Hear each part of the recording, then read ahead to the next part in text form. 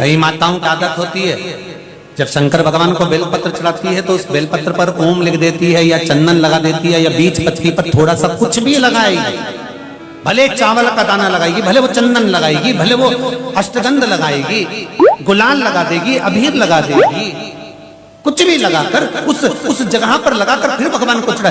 वो व्यक्ति जो भगवान शंकर को बेलपत्र जब समर्पित करता है और बीच की पत्ती पर चंदन लगाकर मध्यस्थ जोड़ पर शहद लगाकर शिव को जब समर्पित करता है तो उसका भाग्य कितना भी विपरीत चल रहा हो, उसकी किस्मत की रेखा कितनी भी विरोधी, कितनी भी विपरीत चल रही हो, वो अपने आप सुलझ जाती है, अपने आप सुलझ जाती है।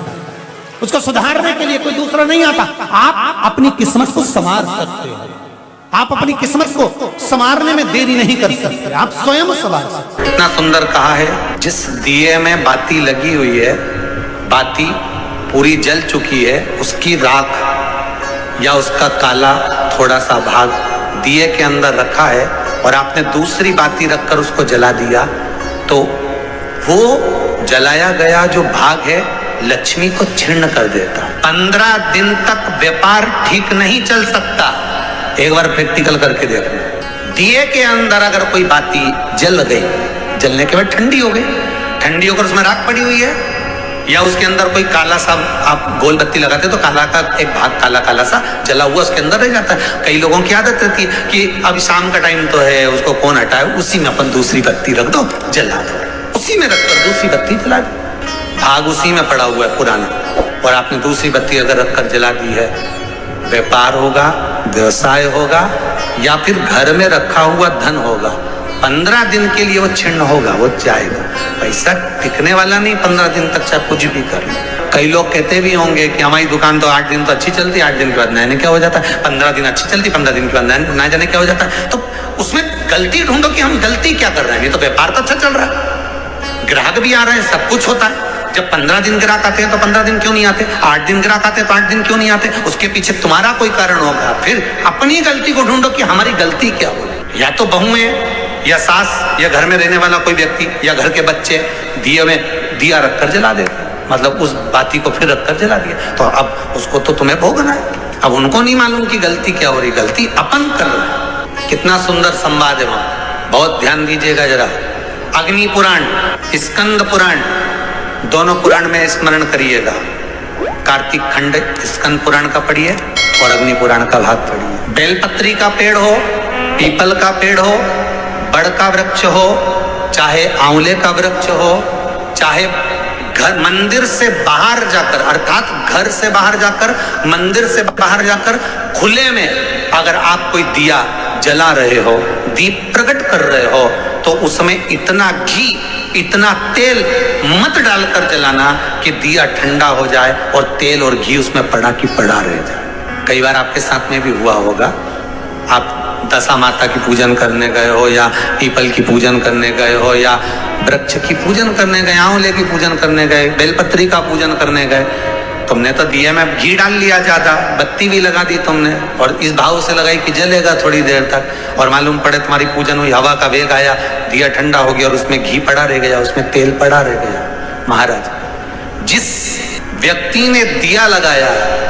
जिस व्यक्ति ने दीप लगाया हुआ है और अगर वो कुंवारी अवस्था में है तो अकेला शरीर का कष्ट भोगता है, और अगर उसकी शादी हो गई होती है तो पति और पत्नी दोनों को शरीर का कष्ट भोगना पड़ता है। कहीं कमर दुखेगी, कहीं घुटना दुखेगा, कहीं पीठ दुखेगी, आंखों में जलन होगी, कहीं ये सिर का जो गले का भाग होगा, कान के पास का ये दुखना चालू हो जाएगा, ये पीछे का भाग दुखेगा। तो कई डॉक्टरों को दिखाओगे, इलाज देखो जरा क्या, सब हमें जांच कर लो, जांच में तो कुछ भी नहीं निकल रहा, दवाई भी खाते हैं, थोड़े दिन आराम लगता है, फिर वैसे हो जाता है। कारण निकालना है तो कारण ढूंढो कि हमारे पुराण क्या कर रहे हैं। कारण हमने खुद उत्पन्न करा है कि किसी वृक्ष की पूजन करी, उसमें तेल घी की मात्रा इतनी बढ़ा दी कि हम तो गए, जब तक बैठे दिया जल रहा था, उठ के गए, हवा लगी, दिया ठंडा हो गया, और उसमें जितने समय तक वो घी और तेल पड़ा हुआ है, 15 मिनट, 10 मिनट, 25 मिनट, 50 मिनट, 1 दिन, 2 दिन, 4 दिन, तो वो बार बार पलट पलट कर वो स्वास्थ्य को खराब करेगा ही,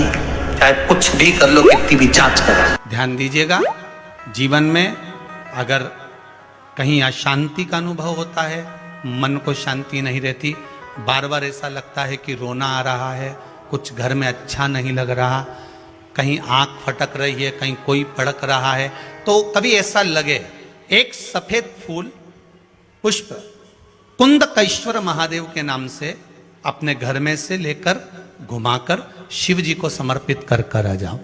वापिस आओगे ना तो रुआसा सा मन होगा, ना मन में अशांति होगी। इतना पावर बाबा दे देंगे कुंदकेश्वर महादेव कि आपको खुद अनुभव हो जाएगा। केवल एक पुष्प श्वेत कुंदकेश्वर महादेव। कुंदकेश्वर महादेव कोई साधारण नहीं है। जिनके घर में ज्यादा रोग हो, बीमारी हो, ज्यादा तकलीफें आ रही हो, कष्ट बढ़ रहा हो, बीमारियां बढ़ रही हो, या भय लग रहा हो, डर लग रहा हो, हृदय चित्त में कहीं ना कहीं आपको भय का भान हो रहा हो, तो एक लोटा पानी एक कलश में जल भर कर रख लीजिए और रात भर उसको रखे रहने दो। नवरात्र चल रहा है, उस कलश को रात भर रखकर सुबह सुबह उस कलश में एक बेलपत्र डालकर उस जल को नीम के पेड़ के नीचे, जहां नवरात्रे में नीम के पेड़ के नीचे सारी विद्याएं, आदि शक्तियां, सारी देवी उस नीम के पेड़ के नीचे विराजमान रहती हैं। उस कलश में एक बेलपत्र डालकर रात भर रखकर उस जल को पूरे घर में घुमाकर उस नीम के पेड़ के नीचे समर्पित कर दीजिए महाराज। घर में भय लगना बंद हो जाएगा, कोई बड़ी बीमारी आपको घेरेगी नहीं और उस बीमारी से, उस रोग से आप मुक्त रहेंगे, उस बीमारी से, उस रोग से आप मुक्त पाएंगे। शंकर भगवान पे चढ़ा हुआ जल जो बहकर जाता है उसको 3 जगह पर जरूर लगाना चाहिए। ध्यान से सुनिएगा। 9 ग्रह जो शरीर पर राहु, केतु, मंगल, बुध, शनि परेशान करते हैं, उसकी समाप्ति के लिए शिव पर चढ़ा हुआ जल नैनों पर, कंठ पर, मस्तिष्क पर, 3 जगह पर, जिसके प्रतिदिन शिव पर चढ़ा हुआ जल लगता है उसको कभी 9 ग्रह परेशान नहीं कर सकते। शंकर की कृपा बरसती है। शंकर भगवान पर के तांबे के लोटे से ही जल चढ़ाना चाहिए, स्टील के लोटे से नहीं। प्रयास करा करो तांबे के लोटे से जल चढ़े, कि तांबे का लोटा जिसका मुख छोटा हो, गला लोटे का मुख छोटा हो, ऐसे लोटे से जब हम भगवान का अभिषेक या पूजन करते हैं तो उससे बीमारी समाप्त होती है और रोग छिन्न होता है। तांबे के लोटे से शंकर भगवान को दूध चढ़ाना चाहिए, नहीं चढ़ाना चाहिए। शास्त्र कहता है तांबे के लोटे से दूध चढ़ाने से पूत छिन्न होता है, इसलिए तांबे के लोटे से दूध ना चढ़ाएं। अगर दूध चढ़ाना है तो स्टील का पात्र ले लें, चांदी का पात्र ले लें, आदि दूसरे पात्र ले लें, पर तांबे के पात्र से दूध ना चढ़ाएं। शिव महापुराण में एक बात अच्छी लिखी और स्कंद पुराण में भी लिखी है कि यदि तुलसी और बेलपत्र, क्या क्या चीज, तुलसी और बेलपत्र बिना नहाए स्पर्श नहीं करना चाहिए। अगर बेलपत्र की पत्तियों को भी तोड़ना है, उतारना है, तुलसी के दल को भी उतारना है, तो बिना नहाए ना उतारें। स्नान कर लिया हो तो तुलसी के दल को स्पर्श करें, तुलसी को स्पर्श करें या बेलपत्र को स्पर्श करें। बेलपत्र का भी स्पर्श बिना स्नान के नहीं किया जाए शिव महापुराण के अनुसार।